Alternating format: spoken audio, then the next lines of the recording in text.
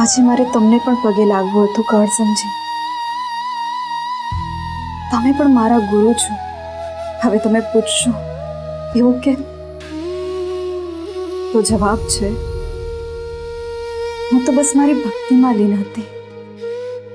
હું અને મારા ઈશ્વર સિવાય મારા જીવનમાં બીજા કોઈનું અસ્તિત્વ નહોતું.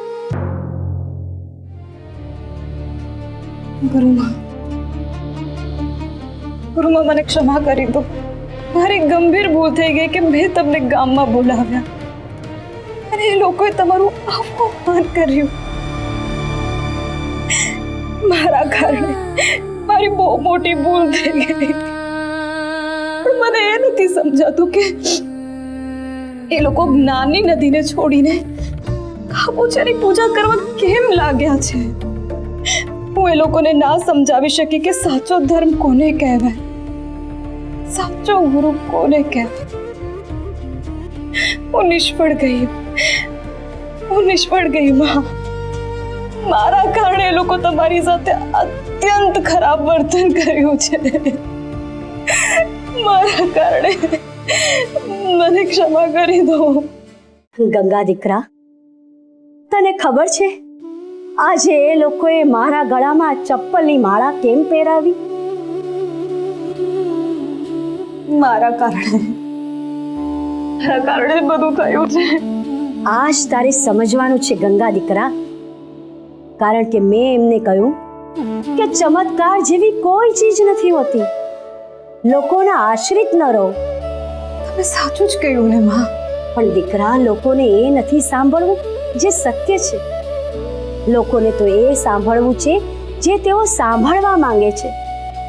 પણ જો આજે મેં એમને એમ કહ્યું હોત કે હું ચપટી વગાડતાની સાથે તમારી બીમારી દૂર કરીશ, મારા પગમાં પડો તો તમે ધનવાન બનશો, મારા પગલા ઘરમાં કરાવો તો તમે કીર્તિવાન થશો, મારી ભક્તિ કરો તો હું તમને સીધે સીધું સ્વર્ગ અપાવીશ, તો એ લોકોએ મારો જય જયકાર કર્યો હોત, મારી પાલખી કાઢી હોત, સોનું ચાંદી ચડાવ્યા હોત અને નૈવેદ્યમાં તો અન્નના ભંડારા ખાલી કરી દીધા હોત. ગામના લોકો પહેલા પણ આધિરાજ અને બાપજીના હાથે છેતરાઈ ચૂક્યા છે. તો મને લાગ્યું કે હવે તો સમજશે. ગંગા દીકરા, લોકોને જાતે મહેનત કરવી જ નથી, સાધના કરવી જ નથી. કોઈ સિદ્ધ દેખાવનો દોડ કરે તો એના પગ પકડીને બસ તરી જવું છે. અને હમણાં એમને તારામાં એ આશા દેખાય છે કે તારા પગ પકડીને એ લોકો તરી જશે, તું એમના બાળકોને સાજા કરી દઈશ, ખેતરોમાં તારા લીધે પાક ઉગશે, તું એમના જીવનમાં સોના ચાંદીનો વરસાદ વરસાવીશ. માં, આવું કંઈ પણ કરવા અસમર્થ છું. દીકરા, આ સગળું તો ઈશ્વર જ કરે છે, પણ ઈશ્વરની એ કૃપાને પોતાનો ચમત્કાર ગણનારા કેટલાક પાખંડી લોકોએ લોકોની વિચાર શક્તિને હીન કરી દીધી છે. આપેલી ભીખી એના પ્રારબ્ધને ધન મળશે ને તો પણ એનો શ્રેય તને જ આપશે અને પછી તારા પગમાં પ્રસાદ મૂકી દેશે. ના, ઈશ્વરે કરેલા કાર્યોને પોતાના ગણાવા એ તો ભયંકર પાપ થાય. આજકાલ તો બધે આજ પાપનો વ્યવસાય ચાલે છે ગંગા. તો સાચા ગુરુને શું કરવાનું માં? સાચા ગુરુનું કર્તવ્ય છે કે પોતાના શિષ્યને એટલો સમર્થ બનાવે કે ગુરુ કરતા શિષ્ય સવાયો થાય અને પછી એ શિષ્યને ગુરુના જ્ઞાનની ક્યારેય જરૂર જ ન વર્તાય. પણ ગંગા, લોકો આજકાલ આવા ગુરુનો તિરસ્કાર કરે છે. એમને તો એવા ગુરુ જોઈએ છે જે એમને એવું દેખાડે કે મારા વગર તો તારું પતન થઈ જશે, અને પછી એ ચેલો નિર્બળ વેલો બનીને ગુરુ નામના વૃક્ષના આશ્રય જ રહે છે, પોતે ક્યારેય વૃક્ષ નથી થતો. આ તો શિષ્ય સાથે દગો કર્યો કહેવાય ને માં. હા, પણ ગંગા, લોકો આજીવન આશ્રિત રહેવાની આ પરંપરાથી એટલા ટેવાઈ ગયેલા છે કે જો તું એમને એમ કહીશ ને કે મારા પગમાં પડવાથી કાંઈ નહીં થાય, સાધના કરો, હું તમને સ્વર્ગમાં નહીં લઈ જઈ શકું, હું તમને વૈતરણી નહીં તરાવી શકું, એ દિવસે શું થશે જાણે છે ગંગા? શું થશે? જે લોકો આજે તારા પગ પકડવા પડાપડી કરી રહ્યા છે ને, એ લોકો રાતોરાત તારા વિરોધી થઈ જશે. અને પછી શું થશે જાણે છે? શું ગુરુમાં?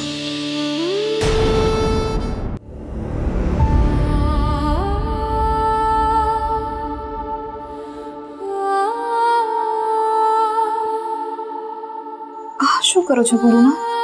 જે દિવસે તું લોકોને જાતે વિચારવાનું કહીશ, પોતાની રીતે નિર્ણય લેવાનું કહીશ, એ દિવસે એ લોકો તારી પૂજા કરવાની બદલે તારું અપમાન કરશે. ત્યાં સુધી કે જે લોકો તને ફૂલોનો હાર પહેરાવતા હતા ને, એ જ લોકો તને ચપ્પલનો હાર પહેરાવશે. લોકોને જાતે વિચારવું જ નથી, આંખ મીચીને બસ અનુસરણ જ કરવું છે. પણ ગુરુમાં, લોકો સત્યને કેમ સમજવા માંગતા નથી? કારણ કે લોકોને ચમત્કાર કરનારી સ્ત્રીઓ જ ગમે છે. એમને દેવી બનાવીને પૂજા કરવી છે, જેવી આજે તારી કરી. પણ જો કોઈ સ્ત્રી આ ખોટી પરંપરાને બદલવાની વાત કરશે, એને ખરાબ વિદ્યા કરનારી, જાદુગરની કહીને એને સમાજની બહાર કાઢી મૂકશે અને પછી એનો જીવ લઈ લેશે. તો હું શું કરું ગુરુમાં? મારે ઈશ્વર નથી બનવું. ઈશ્વર નથી બનવું? પણ તું તો ઈશ્વર બની ચૂકી છે ગંગા એ લોકો માટે. હવે તો ફરી માણસ કેવી રીતે બનીશ એનો વિચાર કર.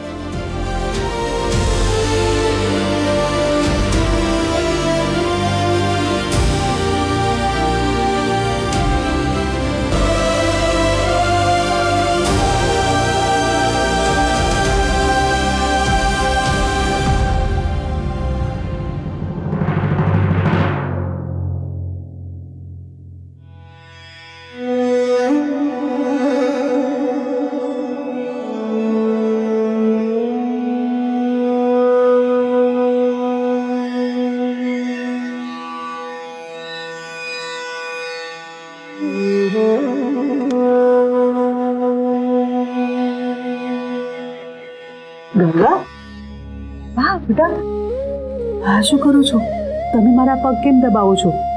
તમે તો આ ઘરના લક્ષ્મી છો. અને તમે સરસ્વતી. તમે એક સાચા ગુરુ તરીકે સંસાર ગ્રંથના પાઠ શીખવ્યા છે મને બા.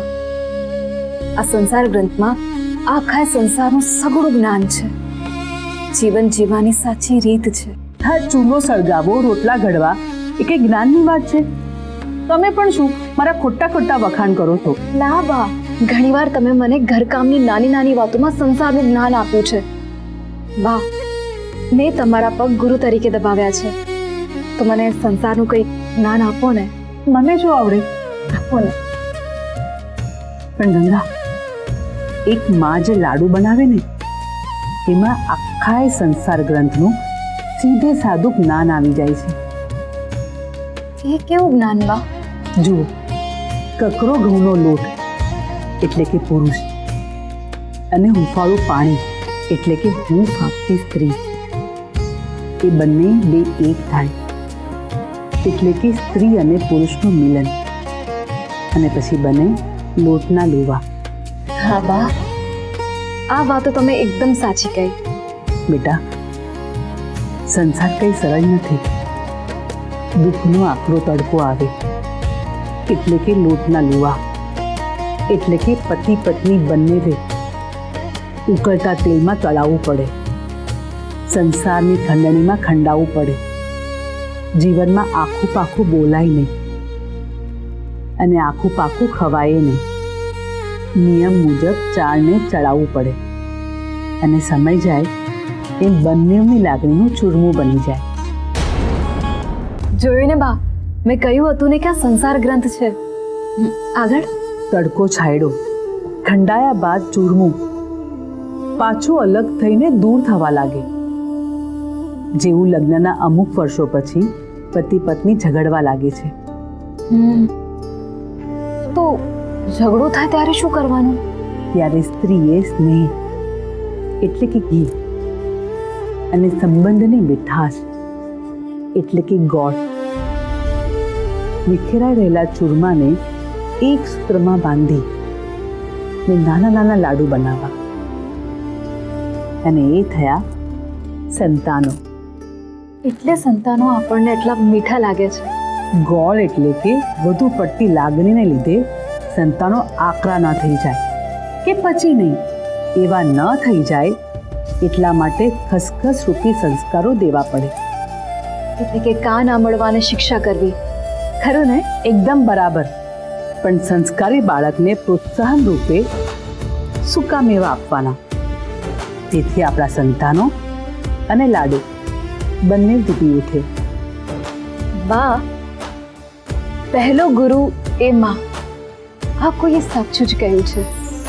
તમે આજે સંસારનું જ્ઞાન આપ્યું ને, એ કોઈ પણ ધર્મ ગ્રંથ કરતા ઓછું નથી. બસ માં એવો કોઈ ગ્રંથ રચીને જ્ઞાનનો દેખાડો નથી કરતી. બાકી આ જ્ઞાન તો મહામૂલ્ય છે. હું તમને એક ગુરુ તરીકે વંદન કરું છું.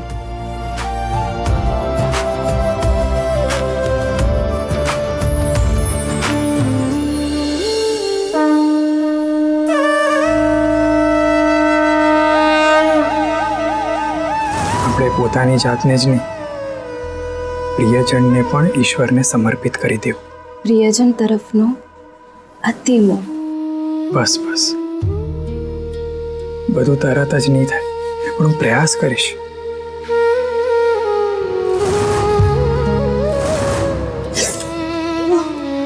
નંદીએ માથું માર્યું. પેલા બુદ્ધુ રામ અને હવે નંદી કહો છો મને.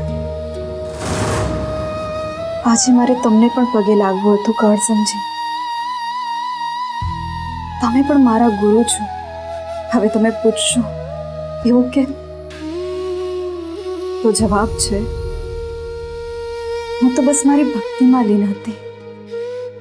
હું અને મારા ઈશ્વર સિવાય મારા જીવનમાં બીજા કોઈનું અસ્તિત્વ નહોતું. પણ તમે પાનકીને બચાવવા પોતાનો જીવ જોખમમાં મૂક્યો અને મેં સમજ્યા વગર તમને દજાડી દીધા. મેં તમને કેટલાય કડવા વેળ ગયા, પણ તમે મને બીજાના દુઃખમાં સહભાગી થવાનું શીખવ્યું. હું જ્યારે ઝાડમાં ફસાઈ ગઈ હતી અને તમે મને છોડાવવા માટે આવ્યા, ત્યારે પણ હું તમને ગુસ્સામાં ઘણું બધું બોલી ગઈ હતી. પણ હું નીચે પડું અને મને વાગે નહીં એ માટે તમે પાંદડાઓ અને ફૂલો પાથર્યા. કારણ કે તમને મારી ચિંતા હતી. જ્યારે હું જંગલમાં ખોવાઈ ગઈ હતી ત્યારે તમે વિવળ બનીને દોડ્યા અને રડી પણ પડ્યા. તમે મને વિવળ બની જવાય અને રડી પડાય એવું પ્રેમ કરતા શીખવ્યો. જ્યારે દાસ દાદાએ શાલમલીના લાકડા માંગ્યા ત્યારે તમે એના કાંટા કાઢ્યા જેથી મને કોઈ ઈજા ના થાય. અને એના માટે તમે તમારા હાથ લોહી લોહાણ કરી નાખ્યા. પ્રિયજનની બધી પીડા પોતે લઈ લે એવું તમે મને શીખવ્યું. મારા સાચા ખોટા નિર્ણયોમાં વાદ વિવાદ કે ચર્ચા વિના તમે હંમેશા સાથ આપ્યો છે. તમે મને અપેક્ષા વગર પ્રેમ કેવી રીતે કરાય એ શીખવ્યું છે. સાચે તમે મહાદેવ જેવા જ છો. તમને નાનામાં નાની વાતમાં ક્રોધ પણ આવી જાય અને તમે એટલા જલ્દી શાંત પણ થઈ જાઓ. મહાદેવને તમે હાજરા હજરું માનીને હું તમને વંદન કરું છું. મારા વંદન સ્વીકાર કરજો. મારા પતિદેવ અને મારા ગુરુને હું વંદન કરું છું.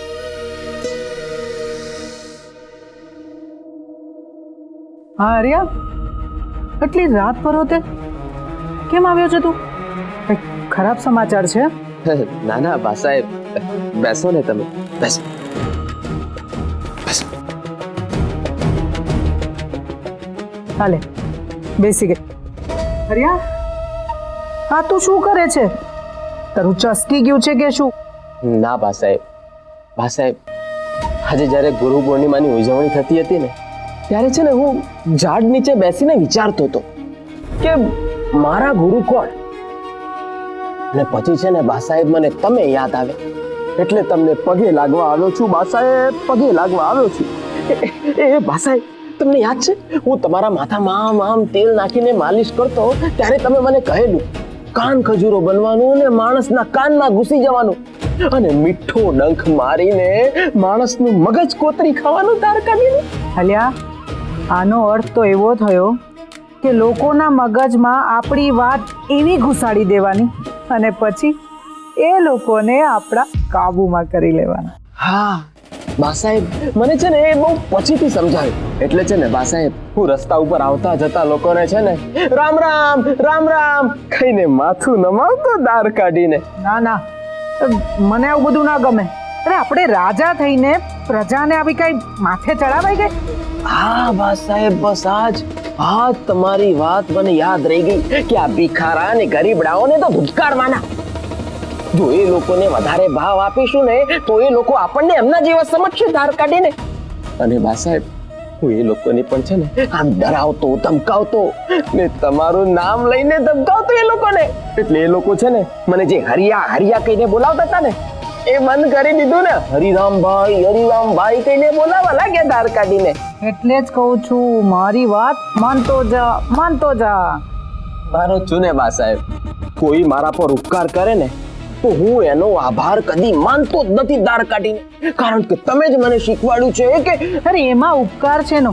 અરે આપણે રહ્યા રાજા રજવાડા અને એ રહી પ્રજા. એ આપણી સેવા નહીં કરશે તો કોણ કરશે? એ એમની ફરજ છે.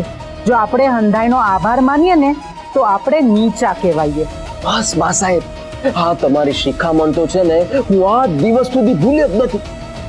એટલે બા સાહેબ, તમને ગુરુ માનીને આજે હું તમારા માટે ભેટ લાવ્યો છું ધાર કાઢીને. શું ભેટ લાવ્યો છે? આપણા વિસ્તારનો સૌથી ઝેરીલો કાળોતરો નાગ ભેટમાં લાવ્યો છું. એ દૂર રાખ એને. નાગ કોઈ ભેટમાં આપે? બા સાહેબ, તમે મારામાં જે ઝેર ભર્યું છે ને એટલા માટે જ હું તમારા માટે આ કાળોતરો નાગ લાવ્યો છું. જુઓ બા સાહેબ, તમારા માટે હું આમ ફૂલો આપું ને તો એ તમારું અપમાન કહેવાય. આ કાળોતરો નાગ તમે તમારા દુશ્મનો ઉપર છોડશો ને તો તમારા દુશ્મનોનું કામ તમામ થઈ જશે ધાર કાઢી. કર્યા તું ભેટ તો બહુ સરસ લઈ આવ્યો છે. આ નાગને સાચવીને રાખ. જ્યારે સમય આવશે ને ત્યારે એનો વપરાશ કરશું ધાર કાઢીને.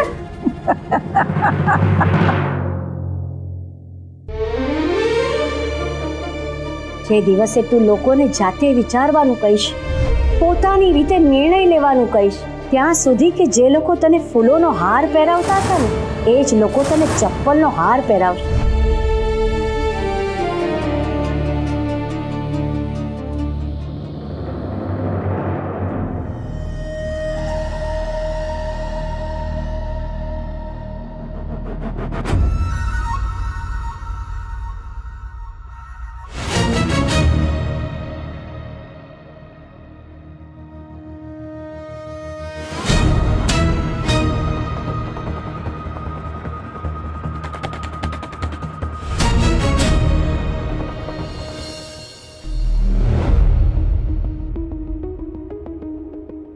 ગંગાબહુ, આ જોગમાયા ખૂબ જ ડરેલા છે અને એટલે જાણે કે તમારી આશ્રિત બની ગયા છે.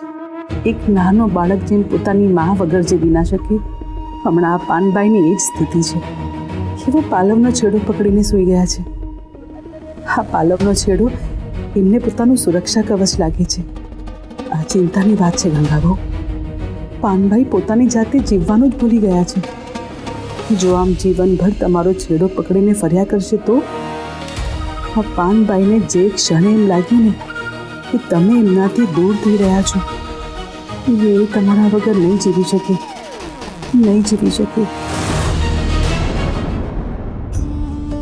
જય શ્રી રામ મારા વાલા દર્શક મિત્રો. ગંગા સતી પાનબાઈમાં આપણે ગુરુ પૂર્ણિમાના પાવન અવસરની ઉજવણી કરી રહ્યા છીએ. તો કહેવાય છે કે માતૃદેવો ભવ, પિતૃદેવો ભવ, આચાર્ય દેવો ભવ. અર્થાત આચાર્ય એટલે કે શિક્ષક અને પિતાને વંદન કરતા પહેલા માતાને દેવ માનીને વંદન કરવાનું સૂચવ્યું છે. એટલે માતા એ પ્રથમ ગુરુ છે. તો અમદાવાદના આપણા એક દર્શક જશ પંડ્યા પોતાની પરમ પૂજ્ય માતાને પોતાના પ્રથમ ગુરુ માનીને વંદનીય ગુરુ આશા પંડ્યાને કહે છે કે જીવન શીખવા અને શીખવાડવાનો ઘટનાક્રમ તો ચાલતો રહ્યો છે અને આગળ પણ ચાલશે, પણ મારા જીવનની પ્રથમ ગુરુ એ મારી માળી છે. એમણે મને જીવન જીવતા તો શીખવ્યું, પણ સાથે સાથે લોકોને સારી રીતે જીવન જીવવામાં કેવી રીતે મદદરૂપ થવું એ પણ શીખવ્યું છે. અને આ શિક્ષા મારા જીવનની સૌથી મોટી શિક્ષા બની રહી છે. અને કદાચ આ શીખ મને સમગ્ર વિશ્વનો જવાબદાર જીવ બનવામાં મદદ કરે છે. દરેક જીવની પ્રથમ ગુરુ એ માં છે. ચકલી પોતાના બચ્ચાને ઉડતા શીખવે છે. હરણી પોતાના બાળકને દોડતા શીખવે છે. રાજહંસ પોતાના બાળકને તરતા શીખવે છે. એક માં જ છે જે ગુરુ બનીને સફળતાની ઊંચાઈ સર કરવા ઉડતા શીખવે છે. મુશ્કેલી ભરેલા જીવનમાં થાક્યા વગર દોડતા શીખવે છે. આફત અને સંકટથી ભરેલા ઘોડાપૂટ સમા વહેણમાં તરતા શીખવે છે. તો જશભાઈ, ગુરુ પૂર્ણિમાના પાવન અવસરે આપના જીવનના પ્રથમ ગુરુ આપની માતાને અમારા સત સત પ્રણામ.